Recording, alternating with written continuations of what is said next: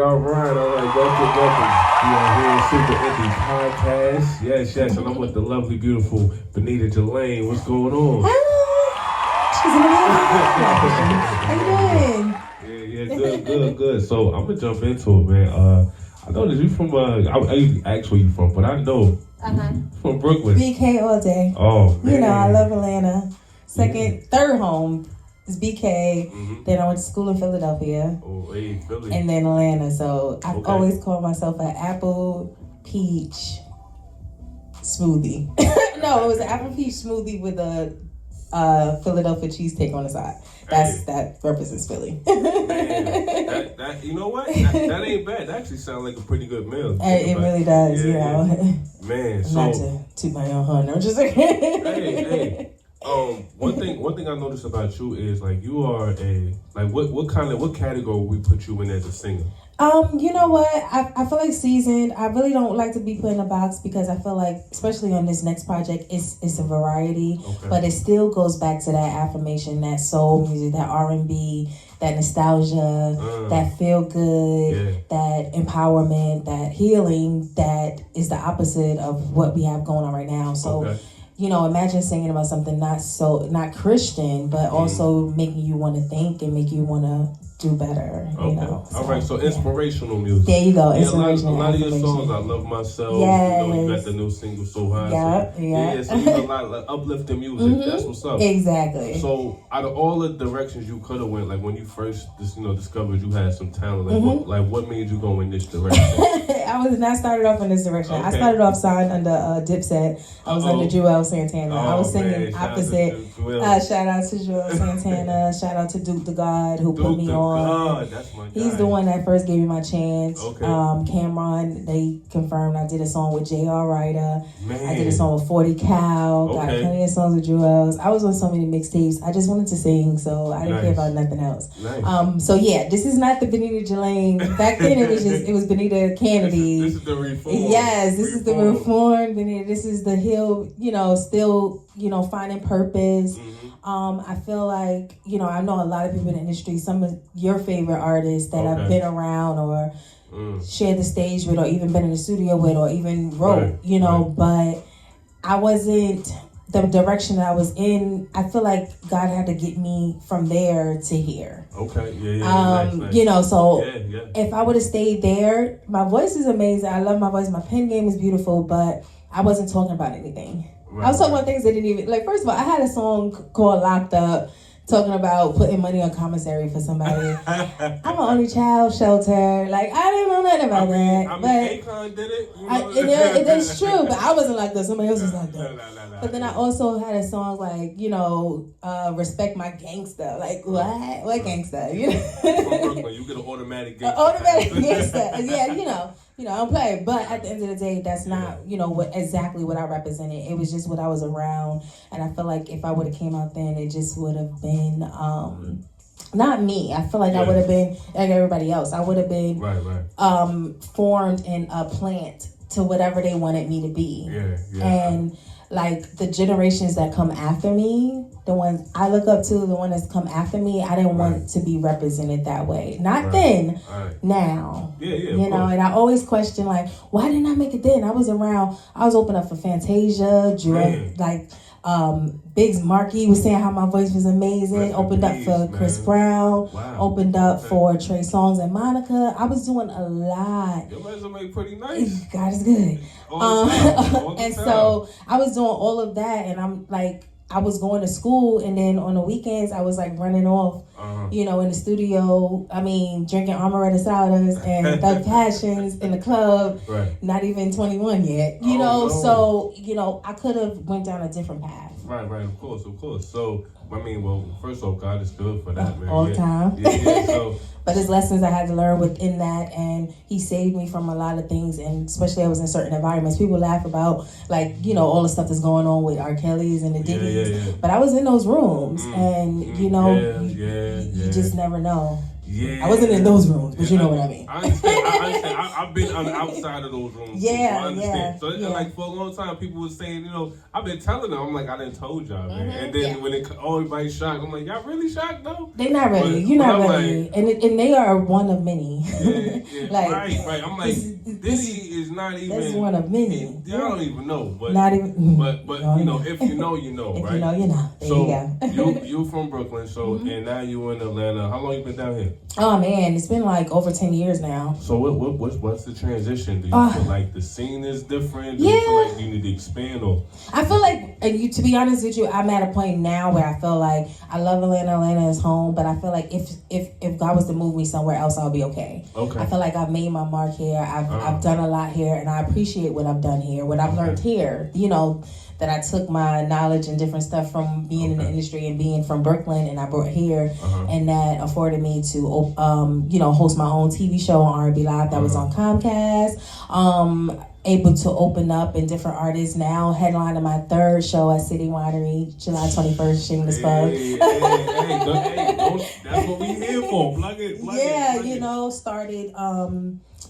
I started with my mentor here and started my own apparel line. Then started, adding candles to my merch, like adding merch, having a website, keeping it updated. All of that stuff I learned while I was in Atlanta. So right, you learned all these things. So for those that's watching, they probably like, man, they got all of these things that are part of the game outside of the talent that you had to acquire. So those watching, like, how did you what do you start, right? Like if you in a new city, I don't know if you know anybody, but when I first moved here, no. Right. So no. look, new city, you don't know nobody. You got all this talent, you got this resume, but now you don't have any of the things that you just mentioned. No. Yet. What do you start? So you start winging it. I'm being honest with you. And the more you start doing it, if you really have a passion for it, being an independent artist, like it's a different type of grind. It's a lot of people that went major and indie now, and they're like, oh, the indie grind is different, it's harder. I'm like, yeah, it is, because you got a whole machine. You got a whole machine behind you that's doing all the stuff that you do. Like, I'm posting, I'm managing, everybody around me has multiple jobs. Like, I got my homegirl, she drove me here, but I'm like, oh, you got to videotape a little bit. When my mom's there, my mother's like, I'm her assistant today. Oh, she's the bodyguard today. So as an indie artist, it's a lot of hats that you have to fill. And not to say it's easy, but building a team, I'm starting to build a team, but I'm still hands-on. Oh, man. Like right after this, I got a production call for my video shoot that I'm shooting on Thursday, then press for the single. So when you hit me, it's like perfect. And then I go to New York at the end of the month to perform at a show and then do more press for the single. So, all of that stuff that I'm booking myself, I don't have a big label, making sure I'm there. I do have an assistant, but that's after now, after building it myself and building up my team. Right. People, a lot of artists, they get confused. They try to grab all that stuff before they even it's a gradual thing. Like right now, if someone jumps in at this moment, the train is moving. I just need help conducting it. Right. You can't do all the controls yourself. Exactly. It's on an automatic right now, but if somebody can help direct it, like they're gonna come in, like you can't come in like Bogart or nothing. You coming in like, oh, I believe in this. I want to jump in and I want to help you take it to the next level. That's what I need right now. Other than that, the train gonna keep moving. Nobody's here to save me. For years I waited, especially being an independent artist, thinking that I had to be under somebody, had to be saved by some kind of label, even if it's, I didn't care about being major, to be honest with you, because I've been around enough people who was on major who was miserable. I'm afforded to do a whole bunch of stuff. Like tomorrow, I'm like, I want to drop an album or I want to drop a song. I'm dropping at midnight. I don't gotta send it to 10 different people to approve me dropping it. The creativity. Right. You have the freedom. I'll take that. I'll take the sleepless nights. I'll take all that, like the creativity of having it on my own, like and being able to do that and have that power. It's stressful. Don't get me wrong, but I still have that part where I can unwind and not be the indie artist and just be the creative. See, and that's beautiful, man. And this is why we wanted you here at Super Indie Podcast. Thank you. Because this is what we stand for. We stand for independent creators. Yes, we're core with the music, but it's just independent creators in general. Yes. And it's about standing on business and staying true to yourself. Yes. And having that freedom, because even in 2025, there's still artists that believe that their big break comes when they get signed. No. They gotta get signed. They gotta go to a major label. I thought that for years, but no. Yeah, and that's their goal. Their goal is, I gotta get signed, or I just gotta put my music out on social media, and then somebody gonna pick. I gotta get a sugar daddy. No, I'm joking.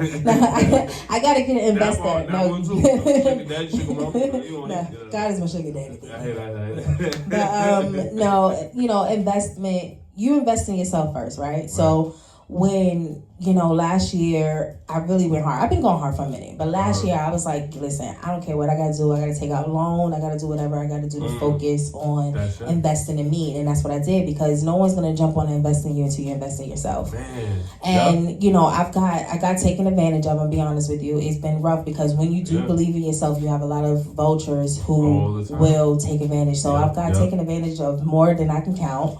But I do.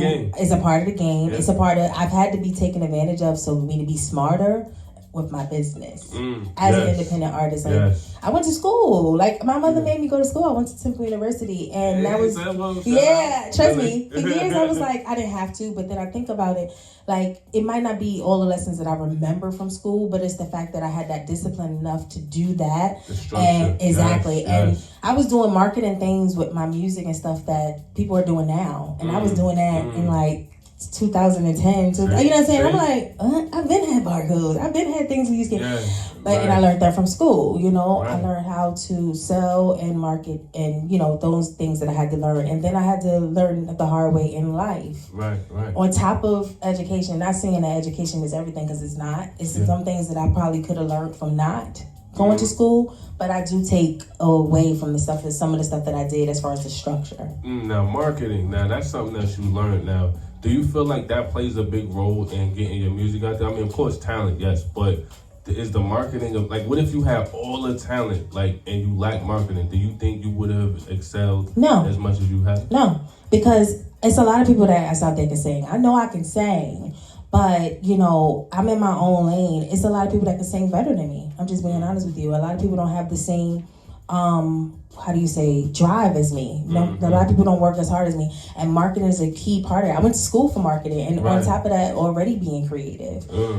So marketing is, I feel like, another superpower besides my singing and songwriting. Being able to market myself. I mean, I'm here. You found me. You know what I mean? So absolutely. Honestly, if you would have went to my page and looked at it, and it looked like movement is happening. Things like people might like my stuff, and I'm like, I'll hear about it later. I'm like, oh, I didn't even know you was watching it. But continue to market myself, continue to find different ways to keep the content going.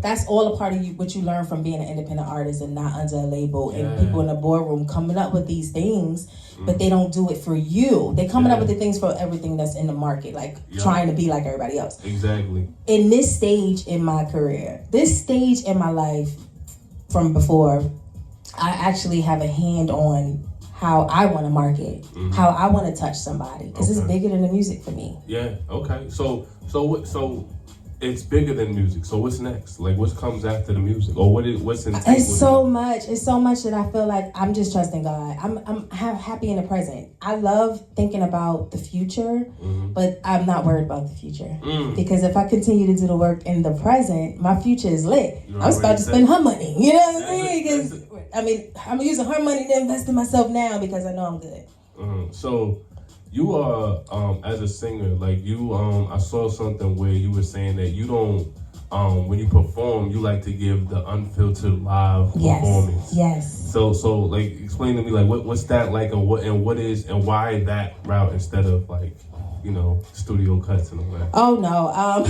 I love the studio. I love the studio. I'm a recording artist, but the stage is where I thrive and I live. Okay. The stage is home. And when I'm home, it's like being in my living room.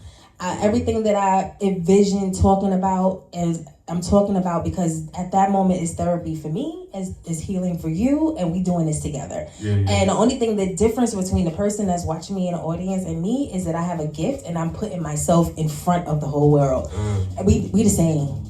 We the same. It's just I'm insane. And I'm putting myself so that everybody can watch and judge me. But honestly, it's healing for me. It's therapy. And I pull the audience in. It's not, when you come to, I call it Bonita Jalane experience. Like when you come to a performance, I want you to leave and say, even if you don't remember any of my songs, because we live in a world of bandwagon, and we live in a world of, you know, I only like it because somebody else like it. So even if you don't remember anything from my song, when you leave there, you can say, man, I felt good. It was an experience. I felt an experience. I feel like, when is the next one? I feel like she's dope. You know what I'm saying? Let me go find her music now. Let me actually go listen and pay attention. That's what I want you to feel. I want you to feel like, wow, if she can do it, she's still pursuing her dream, then I can do whatever I put my mind to. So who inspired or inspires Bonita Jalane? You know what? I have so many inspirations. I'll be here all day talking about my inspirations. I'm inspired by anyone that is able to continue to pursue their dream and their love and still have a love for it. I'm inspired by that. I'm inspired by the ones that put themselves out there, that have been broken, that's been used, that's been, you know, dropped from labels, picked back up, stolen money, royalties, everything. You hear so many horror stories, but they continue to do it because they love it. I'm inspired by that. I'm inspired by like the AJ McQueens who, you know, quit his job and then started doing the music. I'm like, yo, that's super dope. You know, I'm inspired by like the Money Longs who they told her she would never be an artist, so she just started writing and then she funded her own album at first, and then now everybody jumped on it right after she put her own money behind her singles. I'm inspired by that. So yeah, those are, I mean, like I said, a list goes on, but those are the first ones that come to my mind, because they did it and they did it on their own without any, they saved themselves first. And then everybody else came on. Okay, so you work with so many people. Like your resume is wonderful, impressive. But if you could work with anybody alive, give me one alive, one dead that you will work with. Who would it be? All right, so it's so many. Oh my God. Usher. Man, Lauryn Hill, woman. Dead. Betty Wright.